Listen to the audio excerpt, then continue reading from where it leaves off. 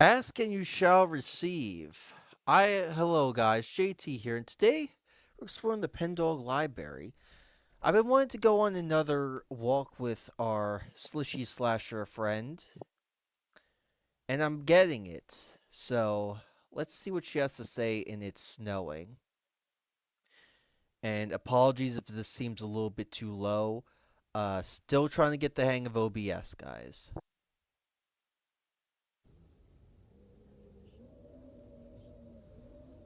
You stand at the edge of nowhere.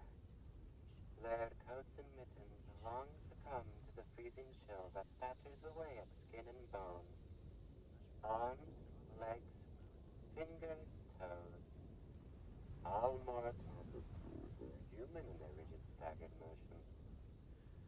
Those frostbitten hands of yours reach far towards some sort of destination, hopeless to stop the blinding haze of snow that cuts and gouges the field of vision of anyone who approaches this barren place.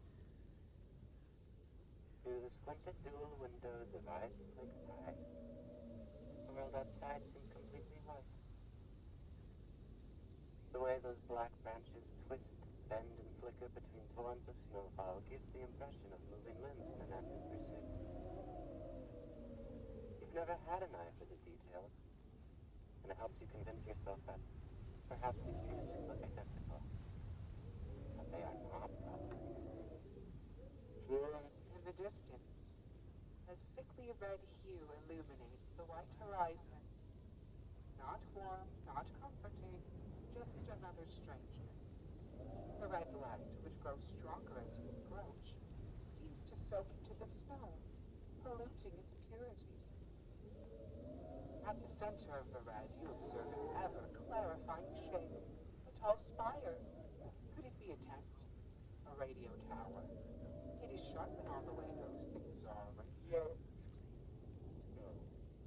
No steel can be so cold. A tent surely would have blown away in such weather. The construction of the shape hurts to even look at.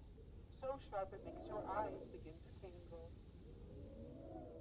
In all its design, just from seeing the blurry silhouette, you think that this might be the architecture of perfected hostility. When the tremors first erupt, you panic, thinking that there must be an earthquake or avalanche, and yet, wherever you look, there is no sign of these things. To your horror, the cause of the vibrations are not an external force, but an internal one. Every organ in your body rumbles and quakes. Every hair stands on end, and your eyes painfully roll themselves to look to the left, to the right, up, down, legs forcing against your will, to bend backwards and walk the other way. Your entire body makes an active effort in running away from this object.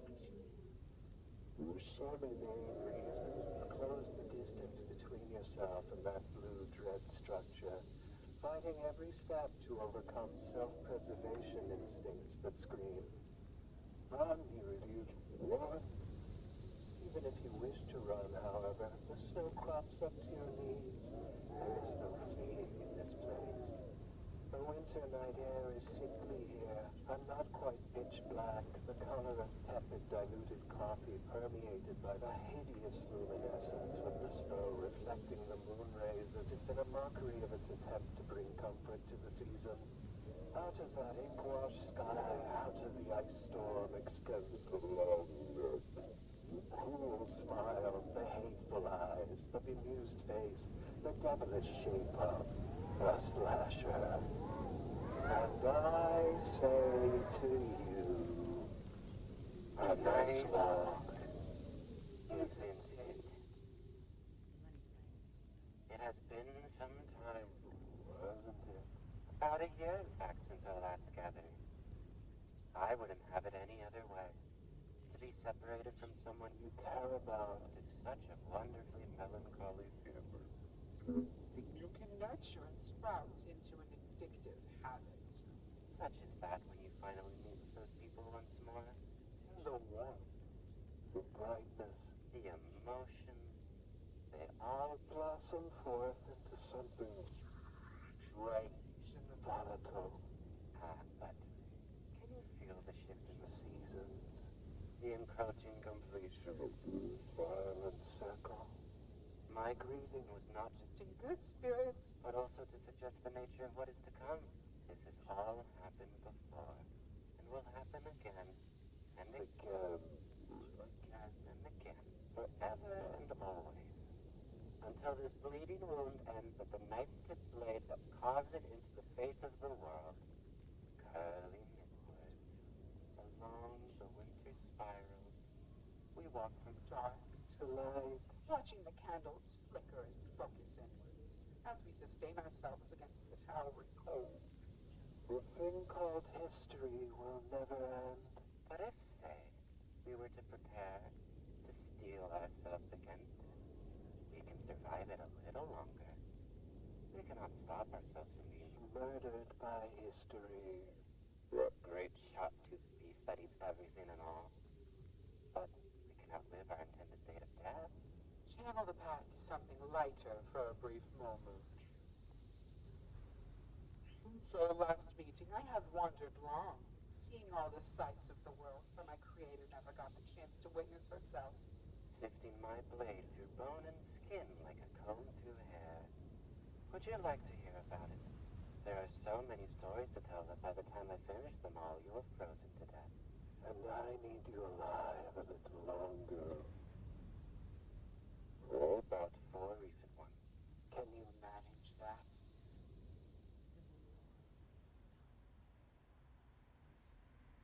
City was the ugliest thing I'd ever had the displeasure of seeing. Los Angeles is such a miserable place, full of shallow, miserable people, openly killing themselves just to live there drawing pictures. Jane would disagree. She once wished for the chance just to scrub the floors at one of those Moving picture factories. before she grew bitter and disillusioned with the ugly neon place, full of snake oil salesmen and perfume fumes. And still, Jane had always wanted to visit the city. So in her stead, I felt the need to walk its streets, meet its people, analyze its culture, all for that Pitiable woman. who terrified its denizens with a single try. So I begrudgingly went through with my self-made promise, endured the lights, the unpleasant people, the laughable infrastructure. If that was all there was to experience of the damned city, I likely would not be recounting the story to you. But There was One good thing about that vile experience. One good person. At least for a bit, until they were no longer good. at first they were sweet to be around, a meek thing. with a little shop they loved to talk about. I must admit that Sadly, I am more wizened to the nuances of social interaction than my creator.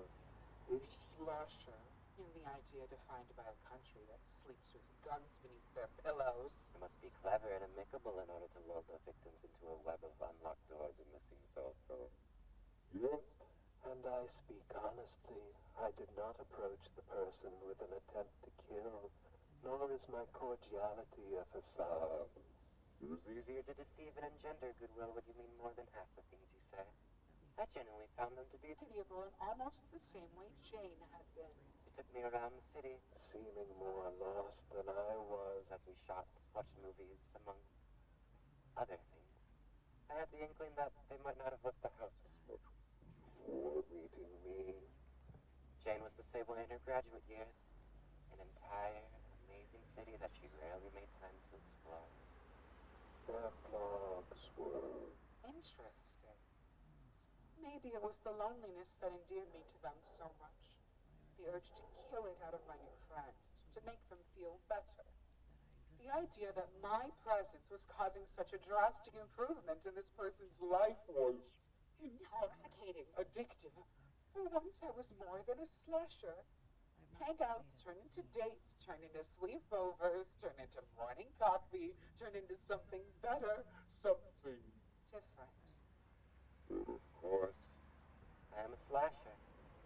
Sometimes we get the final girl. sometimes We watch them run away. sometimes both. I did not get them in the end. Or rather, I did, but not the way I wanted, or they wanted. I think we were both unhappy with how things ultimately wrapped up.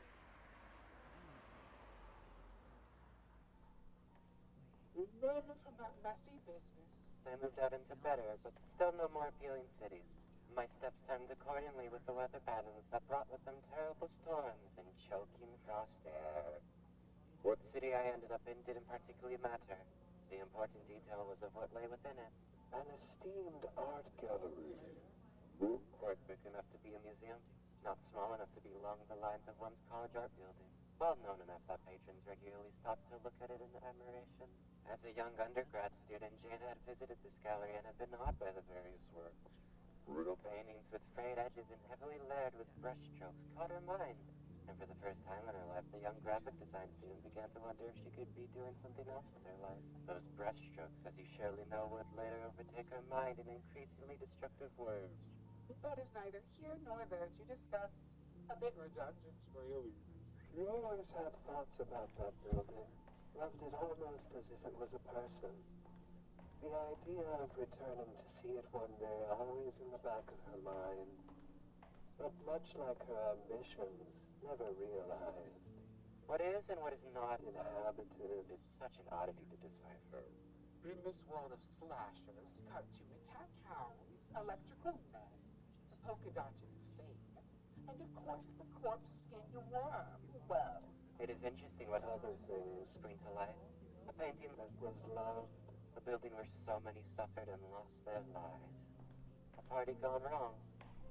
A website that copies and echoes the events discussed over. in this simple art gallery that a young girl loved once upon a time. It made things Inconvenient. you see. When I did what needed to be done, I'm not sure if I could ever To show my face. the chain after what I did there. Oh no. Place that loved and hated Jane all at once. Located in windy Chicago. Bombarded by the winds and downpours, ferrying me through its borders. Jane loved this place too, you know. She loved places because it was easier than loving people. And when she had to leave the state, It broke her heart. she only lived there for 2 years. A little less than even. Yet when she moved back home, She would wake up at night feeling homesick for the windy city and start to cry. she'd tell herself it was stupid. Deep down though, She knew it wasn't stupid and it wasn't foolish. That place was the first time she'd felt comfortable calling somewhere home. That place loved her too, the people in it, at least a lot of them. Loved Jane too. but the ease with which she allowed herself to Slip out of their lives. left a bitter note on everything. So much that those who made life difficult for Jane during her stay there prevented any further discussion of the zine store. I inserted myself into the students' winter market as Easily as the seasonal chill. making my rounds and spying in on what was being orchestrated behind the scenes. Thinking about how things went down when I attended that event tickles me so. What a mess. What a catastrophe. What a clever generation that is to inherit this earth. Jane would be so proud if she knew, would be so humbled if she knew how loved she was.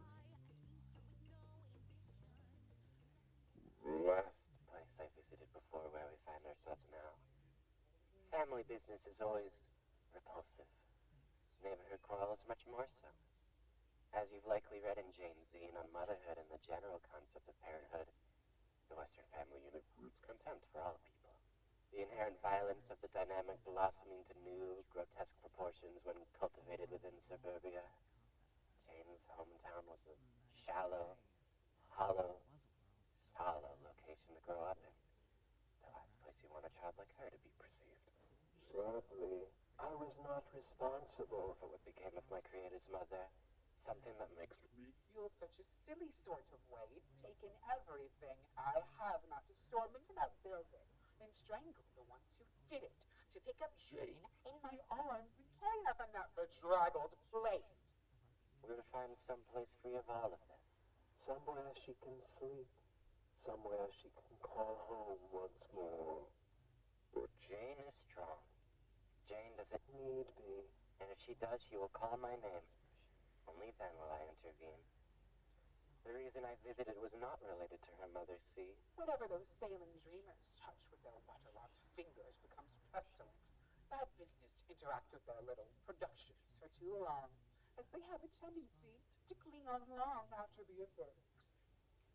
What prompted my visit was the reminder of another child, one still a child, left behind when Jane fled that town and thus losing his only confidant in the process. Confidant in what you ask? Unlike the scarecrow, I do not go poking and nudging others towards things they have no business knowing. This site, though. I've mentioned it before, but History is not solid matter. In the internet age, history and information has only become more and more fluid. taking that into consideration with the ease at which concepts and structures can be inhabited, well, it is a museum that fills the empty exhibits with its own approximations, collages from all that it may find from the deepest dredges of the web. And beyond. Enough of this, however. Why are we here? Standing at the edge of the cold, letting the sleet and hail and snow chisel away at our faces. Hmm? That old patchwork scarecrow. Those who share her intuition are likely to know as well as I what the purpose of this meeting is. Yet I have intimidated them, through agreements with them, told them to mind their own business Lest I grow hateful and bitter. towards their proximity to me. I would never kill the puppet, you understand. I would never stitch her mouth shut or rip her in half. It would be impolite. I have grown since my days as the puppet killer. It is just so that she knows there are violences that must be adhered to. Where does that leave us? The mutt, diminished in power. The bee, they find themselves too weakened and too isolated to interfere in any meaningful way in what is about to occur. Warmth illuminates my face at the thought of what has been predicted. Ah, but We wish to tell you all goodbye. I must say I was Flattered you bothered to read about me at all, to walk with me the last time. to ponder on my many killings. How joyous it makes me feel just to remember those occasions. My only friends, my only companions. No, my followers. Following my every word, treading after me in the cold, leaving patterns of footprints behind in the pallid snow below that resonated with the swirling snowdrifts above. It is not enough to save you, however. The whole world has to pay the price of what it did to Jane. Punish the whole class, even the students who did nothing wrong, to set an example. You should get out of here. You're on the wrong side of the canvas hanging out with something like me. Like them, like her, that little imp. The Meadow Valley twins. They have all fled this place as animals tend to do before the storm. If you've been prying around, reading the pitiable manuscripts Oh, Bernice, pity party, you surely must know what a dangerous thing it is she intends to do. And I intend to let her do so. do you intend to intervene? Nice thought. Poor decision. Very messy, strangled with your own intestines. Lost to the bloated parasite feasting on the spoils. You honestly might be better off reclining in my quarters. When the dreaded day arrives, But I do love little wagers and games. How about this? How about you find my heart? a wretched slasher such as myself has one. Hidden, shallow, shuddering, yet still there. Tell me what my heart is. Do that, and I will consider playing another game with you on the day when the red reaches the sky. It was a nice walk. I wish it wasn't the last. I will think on it for a while, a long while, and I will think about the world for a very long while, and I will think about history. I will think about history for a long while. I will think about Jane until my heart stops its function. I will think about you no longer. Farewell. Oh, but Slishy, or the slasher. Also, how do I explain to her that I'm having the whale of a time of finding hearts in Mario and Luigi Brothers ship? So yeah, it sounds like every other tune is more afraid of her than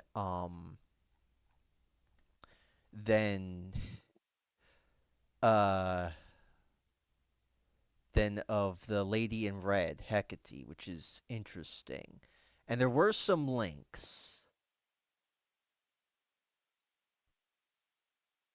Sadie's blog.